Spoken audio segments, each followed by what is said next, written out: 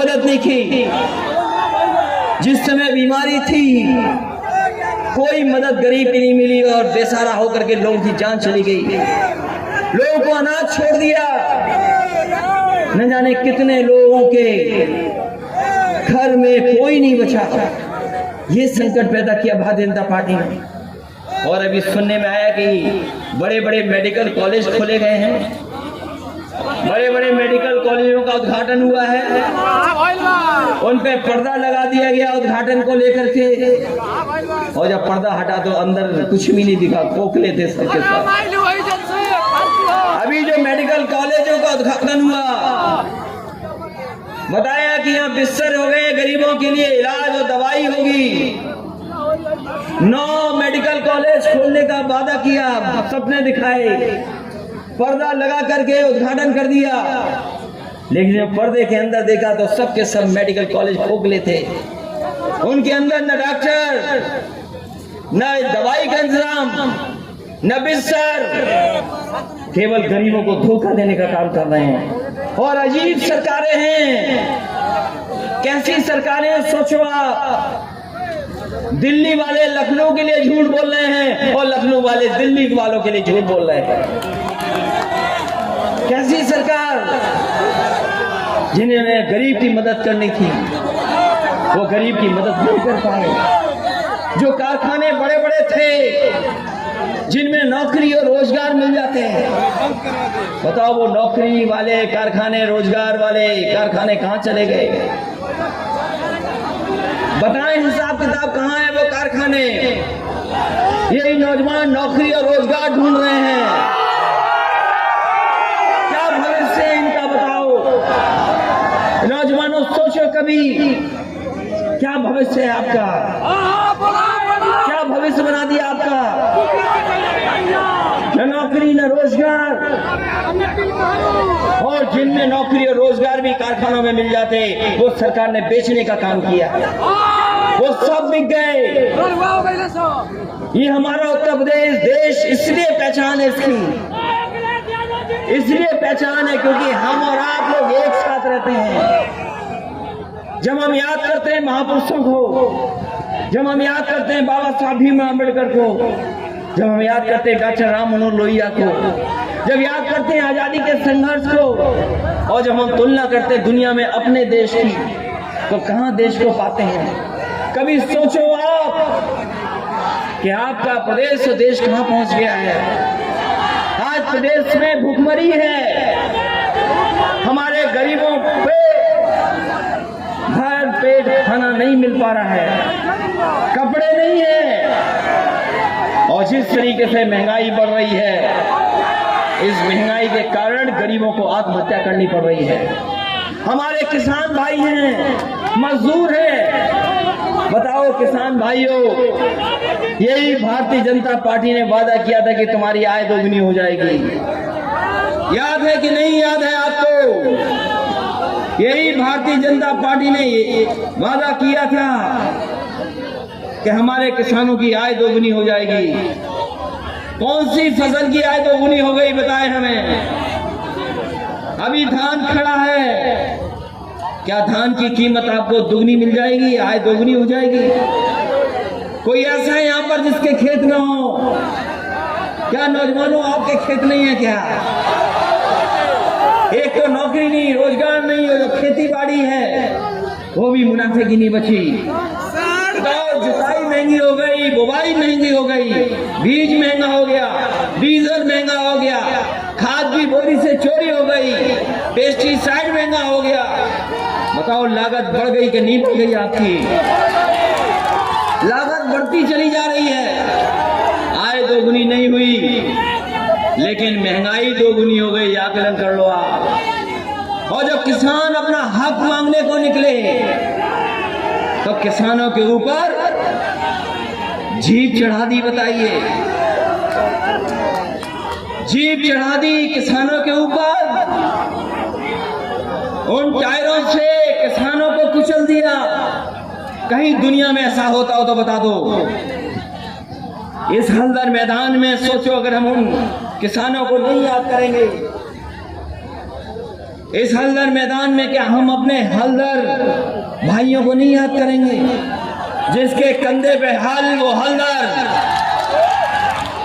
क्या हमने आपने वो तस्वीरें नहीं देखी कि किसान जब अपना हक मांगने को गया, अपने अधिकारों को मांगने गया, तो इसी सरकार के एक मंत्री के बेटे ने गाड़ी से कुचल दिया किसानों को कुचल दिया, उनकी जान चली गई। और अभी तक गृह राज्य मंत्री ने इस्तीफा नहीं दिया है, गृह राज्य मंत्री हटाए नहीं गए हैं। तो बताओ कौन उम्मीद करेगा कि जिसके बेटे ने किसानों को कुचल दिया हो और पिताजी गृह राज्य मंत्री हो तो क्या न्याय मिलेगा?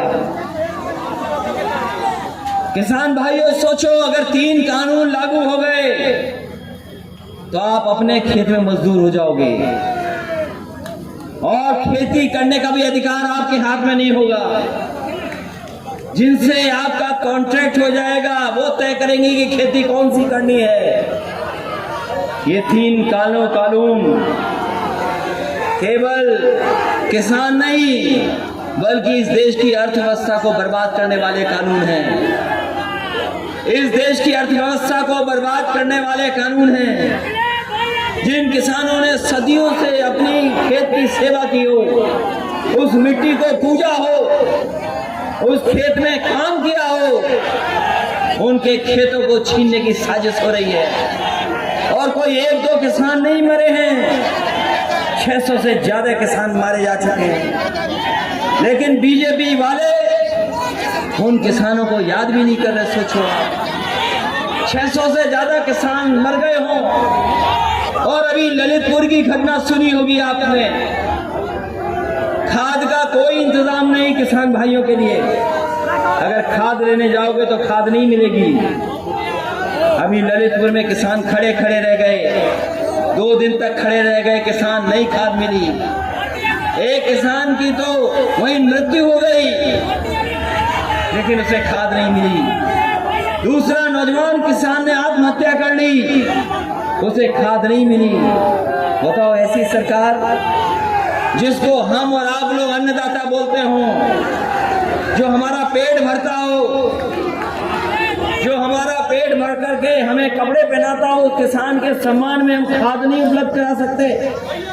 ये बड़ी बड़ी बातें करने वाली सरकार जो कहती है कि हम हवाई जहाज में चप्पल पहनने वालों को बिठा देंगे, जब हमारे किसान को जरूरत है तो खाद नहीं दे पा रहे हैं।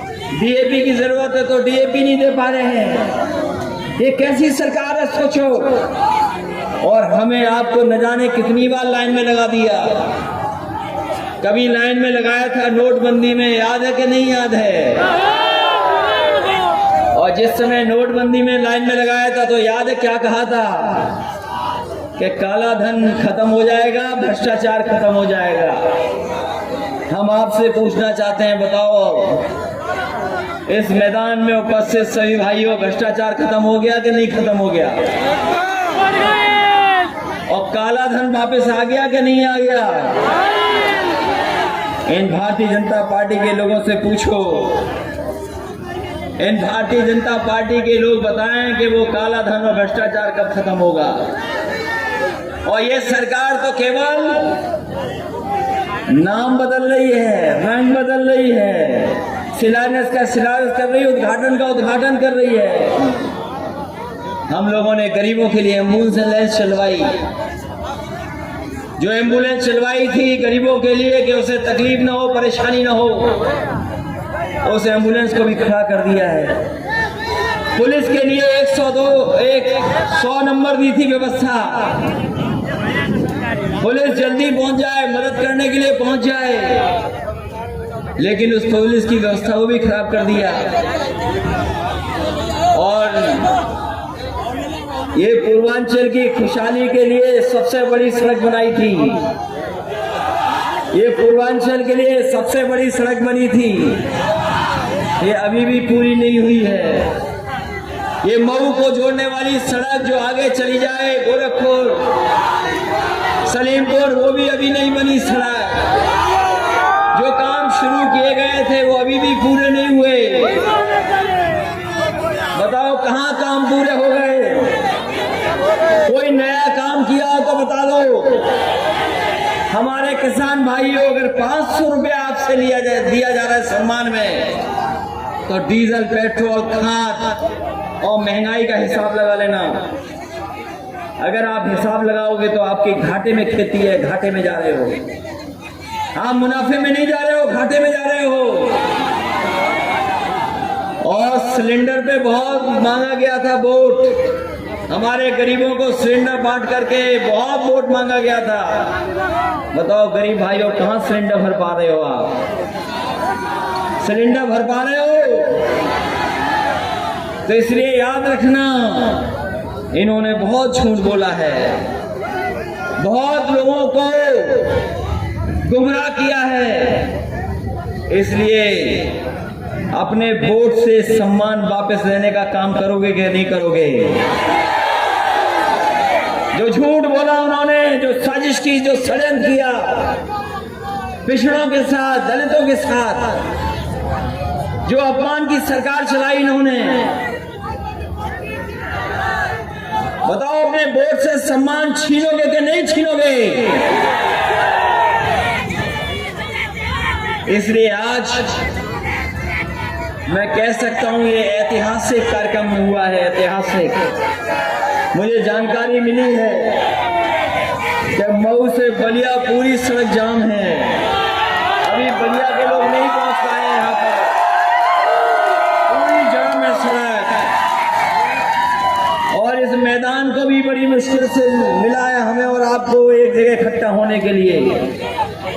इस मैदान को देने वाले उत्तम सिंह जी को भी मैं बधाई देता हूं, धन्यवाद देता हूं कि कम से कम उन्होंने मैदान दे दिया जिसमें ऐतिहासिक कार्यक्रम संपन्न हुआ है।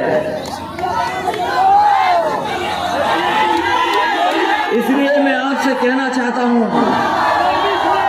ये लड़ाई बहुत लंबी है, ये लड़ाई बहुत लंबी है।